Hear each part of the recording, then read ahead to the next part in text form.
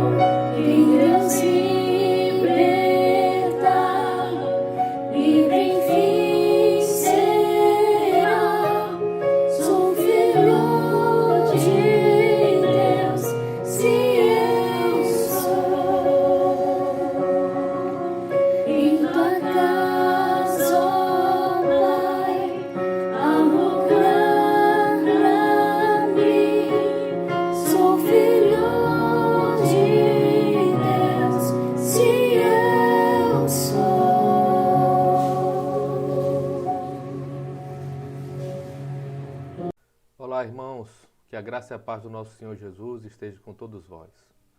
Quero pedir que você abra sua Bíblia no livro de 2 Timóteo 2. Vamos ler do versículo 20 ao 22. A minha Bíblia já está aberta aqui. Vou fazer a leitura então.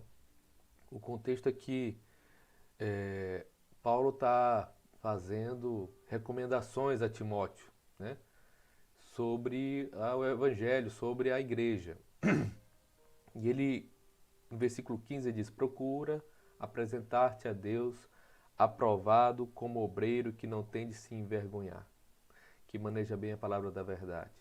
Então ele está orientando Timóteo que ele precisa procurar apresentar-se, ele precisa se esforçar, ele precisa caminhar dentro desse propósito de manejar bem a palavra da verdade, ser aprovado nas tribulações, nas provações, nas tentações, né, no que estamos falando.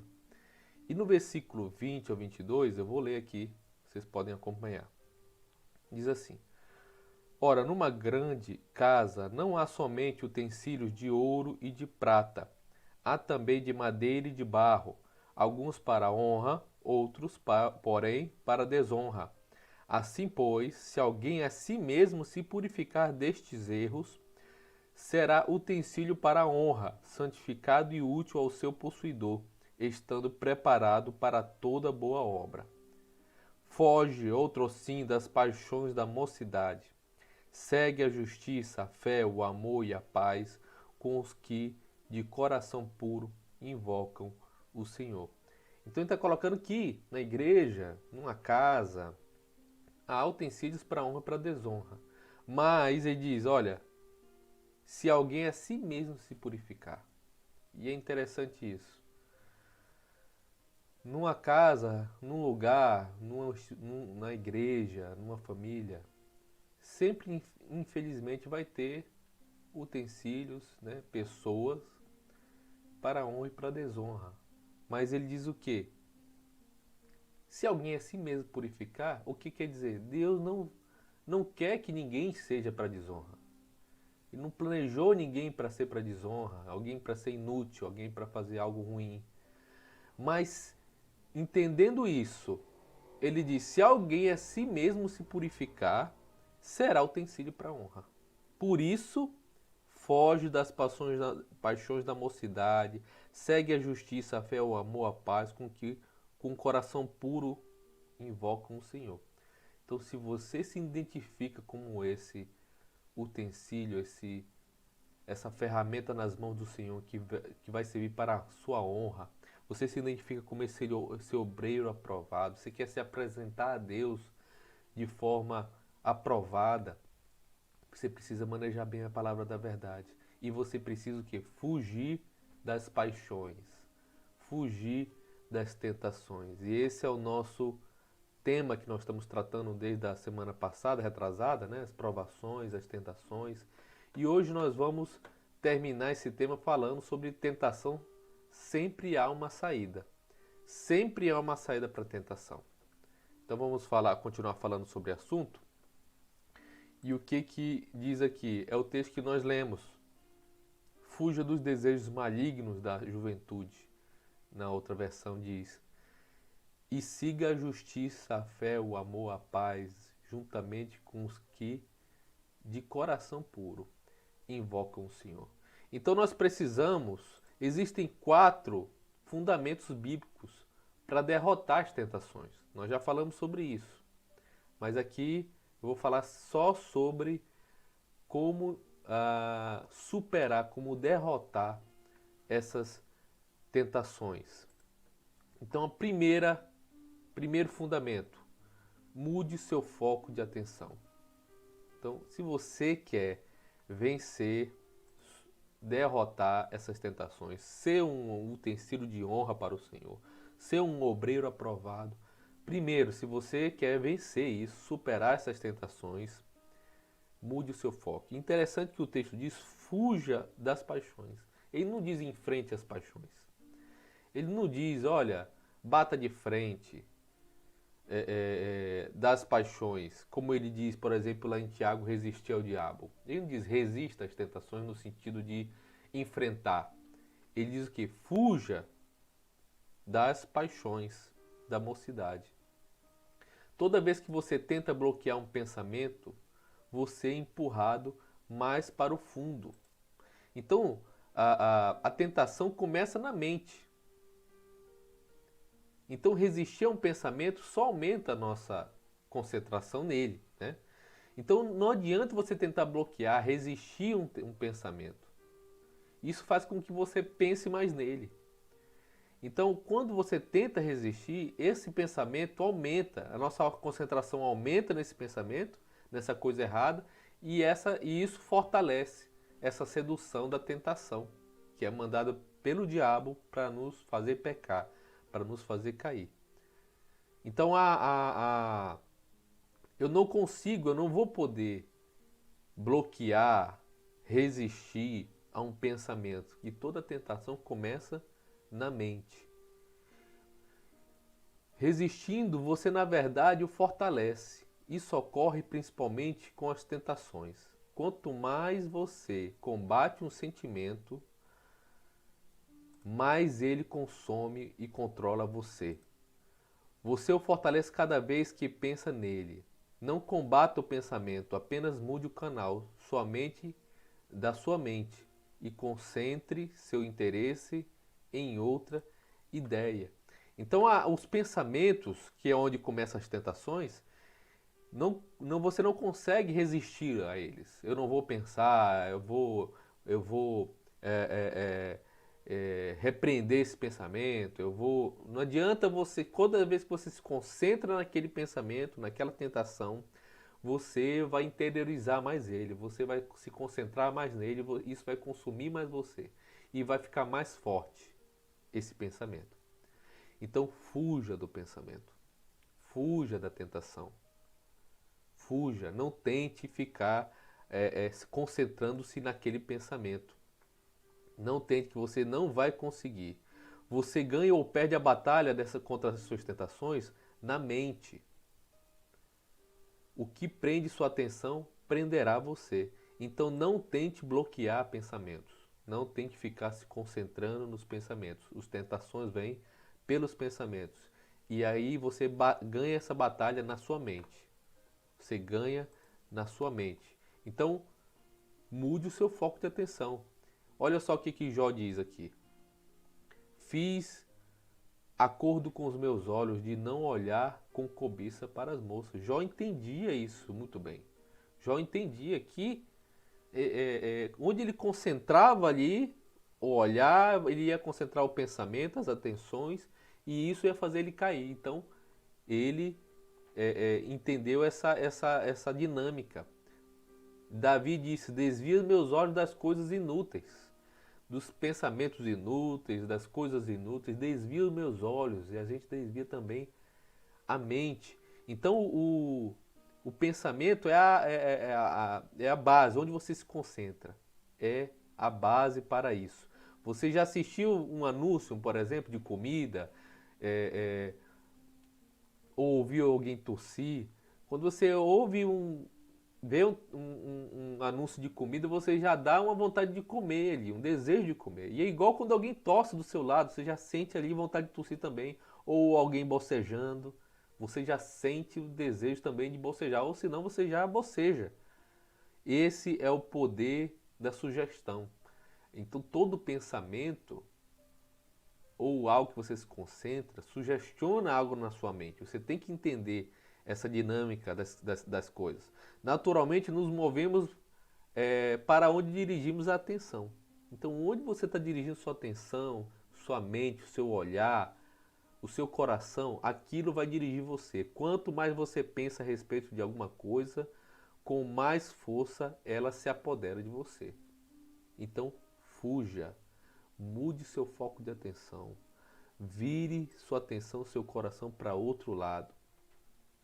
Como a tentação age? Então, olha só como a tentação age na gente. Primeiro, ela começa capturando sua atenção, que é o olhar. Os ouvidos, é o olhar, é a sua atenção. Segundo, depois que ela capta sua atenção, ela desperta as suas emoções. Então, quando a atenção ali, lembra do exemplo que eu dei sobre o Davi, que estava lá no pátio dele, sem fazer nada, e ele olhou para Batseba, que estava se banhando, aquilo capturou a atenção dele. Ele foi tentado, não tinha pecado ainda. E aquilo gerou uma emoção nele, despertou uma emoção nele. Ele ainda não tinha pecado ainda. Então suas emoções ativam o seu comportamento e você age. Aí quando ele chamou, quando ele começou a planejar, ele já pecou. E logo após ele executou o ato, findou, pecou, adulterou com Batseba.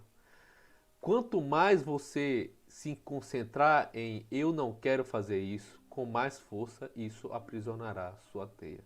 Não adianta, você olhou, ouviu algo que desperta uma emoção em você.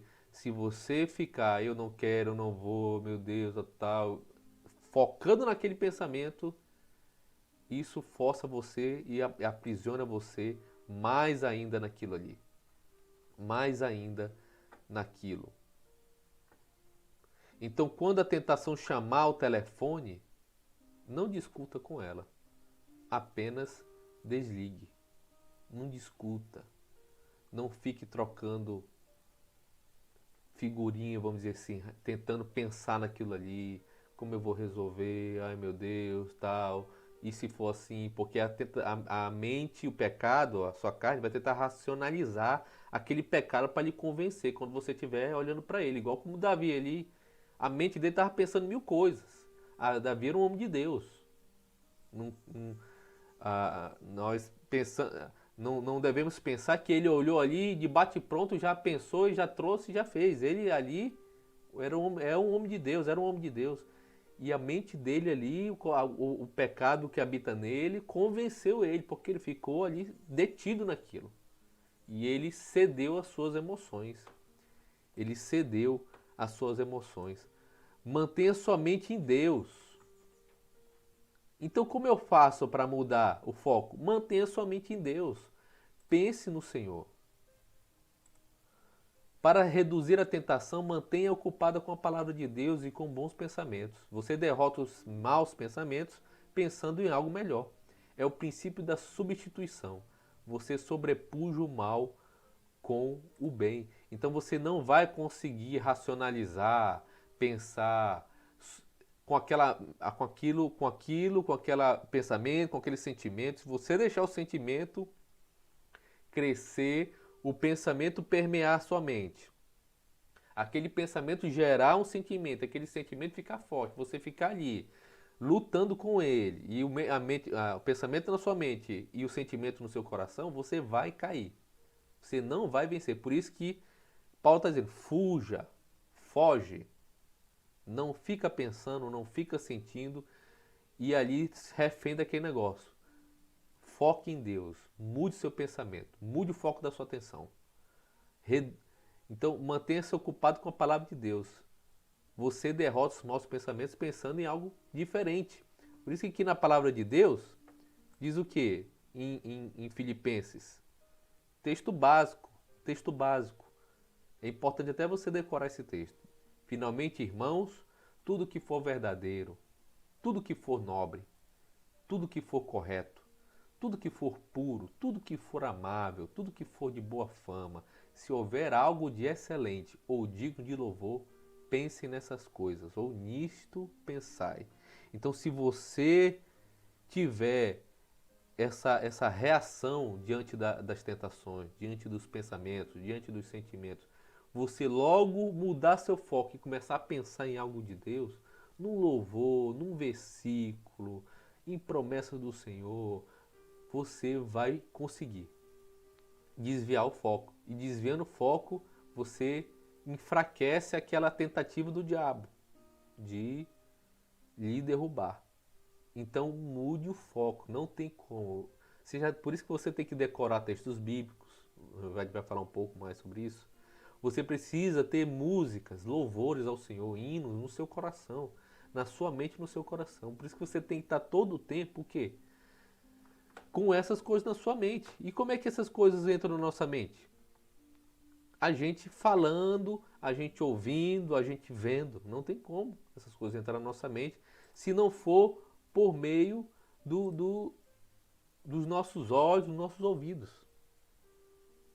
Então você precisa ouvir a palavra de Deus, você precisa ler a palavra de Deus, você precisa cantar a palavra de Deus, você precisa ensinar a palavra de Deus, você precisa refletir, meditar, nós já falamos sobre isso, para que aquilo fique rodeando o seu coração. Quando vem uma tentação, facilmente você consegue substituir aquele pensamento por outro.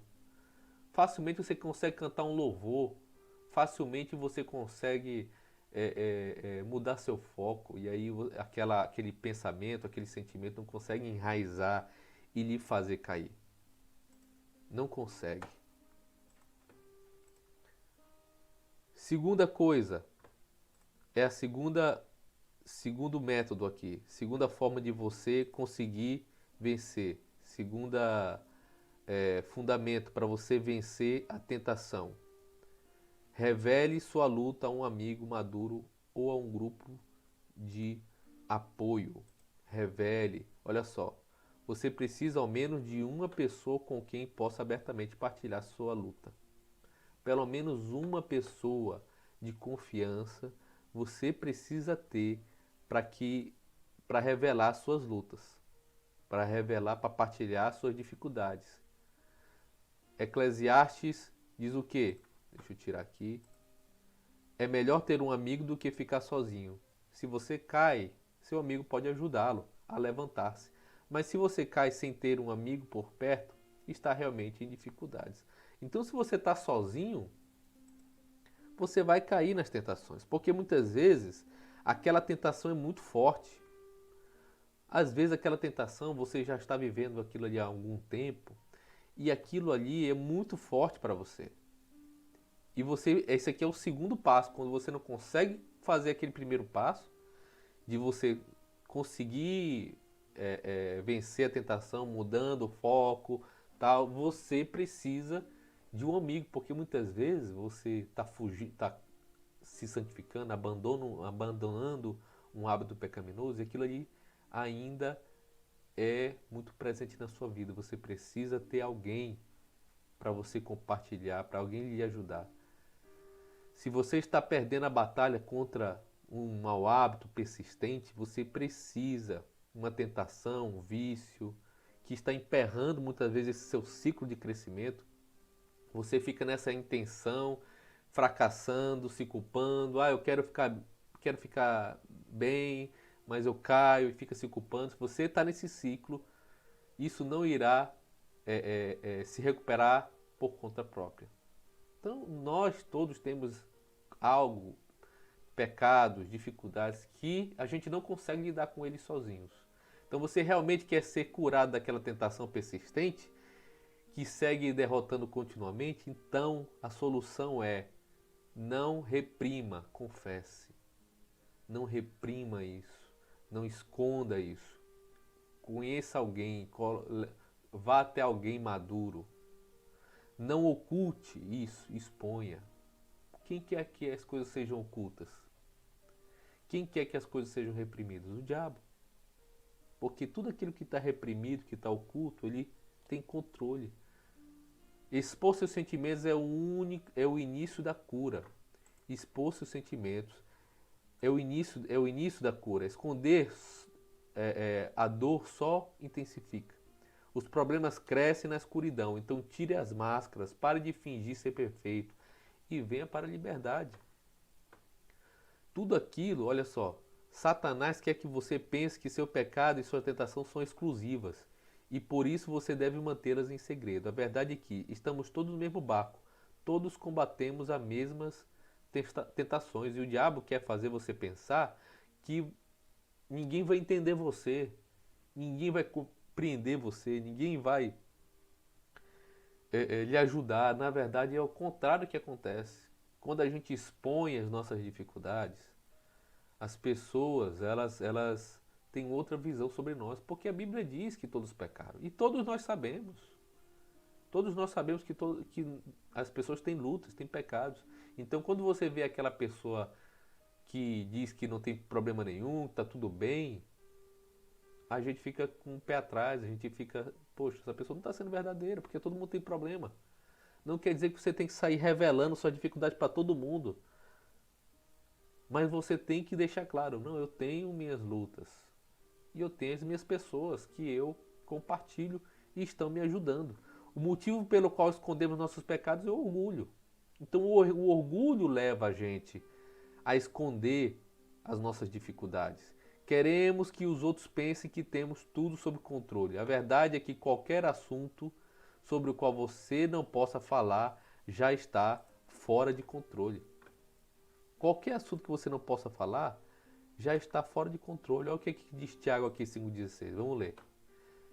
Portanto, confesse os vossos pecados uns aos outros e orem uns pelos outros para serem curados, para serem sarados.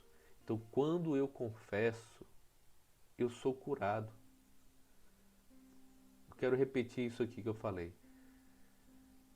Qualquer assunto sobre o qual você não possa falar já está fora do controle da sua vida.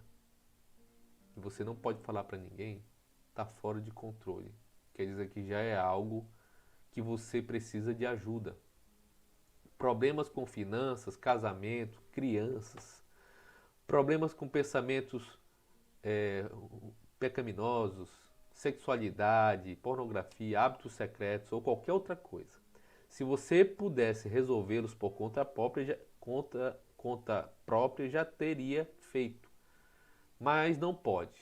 Decisões pessoais e força de vontade não são suficientes. Você não vai conseguir sozinho. Você não vai conseguir. Todos nós tentamos sozinho e realmente é a primeira fase. Você tem que tentar resolver as suas dificuldades, orando, colocando, tentando desviar o foco. Não conseguiu, N questões financeiras, com criação de filhos, sexualidade, pensamentos, ira, descontrole. Você, se já tentou e não conseguiu, não continue no mesmo erro. Você não vai conseguir. Então, segunda coisa, tem alguém para você compartilhar. Tem alguém. De preferência, alguém do mesmo sexo. Se você, claro, você pode compartilhar com seu pastor, né, a pessoa que está discipulando você. Mas se você tem um discipulador, tem que ser alguém do mesmo sexo, né? Uma pessoa, homens com homens, mulheres com mulheres. Então tenha sempre alguém para você compartilhar as suas lutas. Terceiro, resista ao diabo. Então a terceira coisa é resistir ao diabo. Então, após termos nos humilhado e submetido a Deus, somos orientados a resistir ao diabo. A parte final de Tiago 4,7 diz: resistam ao diabo. Olha só. Tiago 4,7, que não está exposto aí, mas eu vou colocar aqui. Então, terceira parte, resista ao diabo.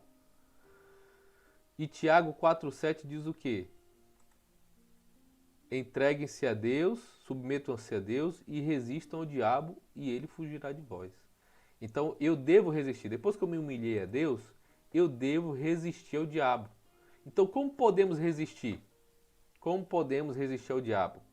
Usem o capacete da salvação e a espada do Espírito, que é a palavra de Deus. Efésios 5,17. Efésios 6,17. Então, como podemos resistir? Primeira coisa, você tem que ter certeza da sua salvação, que você é de Deus. Primeiro, você tem que ter essa certeza, essa premissa. Você não será capaz de dizer não ao diabo, a menos que tenha dito sim a Deus. Então, primeiro você tem que dizer sim. Primeiro você tem que se submeter a Deus. Primeiro você tem que fazer essas questões, desviar o foco das tentações, ter alguém para você compartilhar, confessar. Lembrando, onde é que o diabo vai te acusar? Tanto nos seus sentimentos, né? Quanto no que você esconde.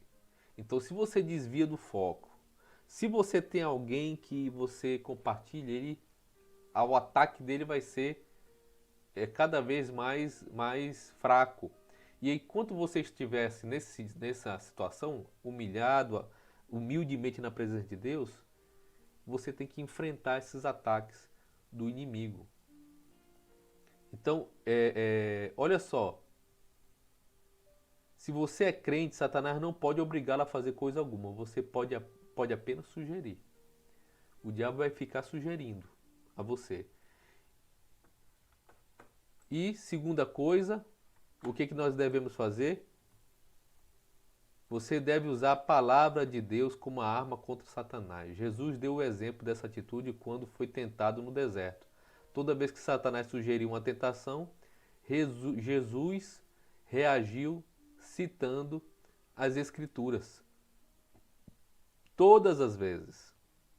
Ele não discutiu com Satanás. Ele não disse, não estou com fome, quando Satanás sugeriu que ele transformasse pedras em pães. Quando foi tentado a usar seu poder para essa necessidade, ele simplesmente citou uma parte das Escrituras, que ele já tinha na memória. Ele não estava com um manuscrito na mão. Nós devemos fazer o mesmo. Há poder na palavra de Deus e Satanás teme. Então, memorizar as Escrituras é absolutamente essencial para derrotar as tentações. Você acessa rapidamente quando é tentado. Como Jesus, você tem a verdade guardada no coração, pronta para ser lembrada. Então, você tem que ter essa arma nas suas mãos, que é a palavra de Deus, dentro do seu coração. Então, resista ao diabo com a palavra de Deus. Quarto e último, perceba sua vulnerabilidade. Perceba sua vulnerabilidade. Deus nos adverte para nunca ficarmos orgulhosos ou muito confiantes, que é a receita para a desgraça. Jeremias disse: o coração é mais enganoso do que qualquer outra coisa, e sua doença é incurável. Sua doença é incurável. Então, o orgulho, ele nos derruba. Então, muitas vezes você resistiu a uma tentação, você conseguiu desviar o foco, você tem alguém que você confessa e você fica, não, estou tranquilo. O inimigo não tem mais como me pegar, não. Essas tentações não vão me derrubar, agora eu estou tranquilo. E você começa a ser orgulhoso, começa a se colocar em situações, a desafiar. E é essa a queda. O coração enganoso. Não fique orgulhoso. Não se coloque em perigo. Não se coloque em perigo. Não seja soberbo, porque a soberba precede a queda. Se você precisa permanecer humilde e vigilante e prudente, porque o coração é enganoso. Vá sempre com o Senhor na frente. Sempre consulte o Senhor sobre o que você deve fazer. Sempre consulte o Senhor antes de fazer qualquer coisa. E eu quero concluir aqui com uma pergunta, né? Para que você medite. Para você meditar nessa pergunta aqui. A quem eu poderia pedir para ser meu parceiro espiritual, para me ajudar a derrotar uma tentação persistente, orando por mim? Então, recapitulando, precisamos, para derrotar a tentação, mudar o foco dos nossos pensamentos, né, os nossos sentimentos. Tenha sempre a palavra de Deus, o Senhor, um louvor ali, para você mudar o foco da tentação. Tem um amigo maduro, um irmão em Cristo para você pedir ajuda, para você compartilhar suas lutas. Resista ao diabo. Resista ao diabo com a palavra de Deus. E quarto, não perceba a sua vulnerabilidade. Não seja orgulhoso. Não tente não se coloque em perigo. Seja humilde e você vencerá. O diabo não vai conseguir. Então, irmãos, isso tudo é por quê? Porque Deus está chamando pessoas comprometidas, pessoas aprovadas, pessoas que manejam bem a palavra da verdade e pessoas que fogem das tentações. Porque pessoas santas, pessoas puras, pessoas que vão dar exemplo. Porque muitas vezes você vai falar de Jesus para você vai falar de Jesus para alguém que te conhece. E a seu testemunho de vida, a sua mudança de vida vai impactá-lo. Ele vai dizer, olha, fulano realmente, o que ele está falando tem sentido porque ele mudou, aquilo valeu a pena para ele, valeu na vida dele. Por isso precisamos que a nossa vida seja um testemunho. E esse é o selo. A mudança de vida é o selo que Deus realmente entrou, é a demonstração, vamos dizer assim, que realmente Jesus entrou na minha vida, que eu fui salvo. Nesse livro de Timóteo fala, nesse capítulo 2, que isso é o selo, essa santificação, essa mudança. É uma demonstração de que realmente eu fui justificado e fui salvo. Que Jesus mora em mim e eu nele, assim, e o Espírito está em mim. Vamos orar aqui para a gente encerrar. Fique firme, compartilhe isso com alguém, discuta aí na sua casa. O que chamou sua atenção nesse estudo? O que lhe confrontou? O que você vai fazer durante a semana? Compartilhe, porque quando a gente faz esses compartilhamentos, a gente aproveita esse momento que somos tocados e fazemos compromissos. E a gente reforça. E a gente às vezes pega um pensamento, uma palavra de alguém que eu não me atinei e ajuda. Então, já que estamos em casa, vamos compartilhar essa palavra entre a família. Ore uns com os outros sobre esse assunto. Amém? Vamos orar agradecendo? Senhor, obrigado porque Tu é o nosso Salvador, Tu é o nosso consolador, Tu é o nosso protetor, Tu guarda, Deus, nossa vida, nosso coração. Tu não deixa que nós sejamos tentados além do que conseguimos suportar. E Tu nos dá as ferramentas necessárias para enfrentarmos, Deus, essas coisas. O Teu intuito é que a gente seja vaso de honra, utensílio de honra nas Tuas mãos, para a boa obra que Tu tem para cada um de nós. Tua intenção é que sejamos aprovados. Tua intenção, Deus, que sejamos vitoriosos diante das tentações. Tua intenção é essa, nos santificar, porque Tu quer nos tornar semelhante a Teu Filho Jesus. Esse é o nosso alvo. Isso que nós queremos. Sermos santos e irrepreensíveis. Ajuda, Deus, a Tua igreja, ajuda os Teus filhos, ajuda, Deus, cada um de nós, para que possamos entregar essa palavra a outros. Em nome de Jesus Cristo. Amém. Amém, meus irmãos. Que a graça e a paz do Senhor continue com os irmãos. Deus abençoe.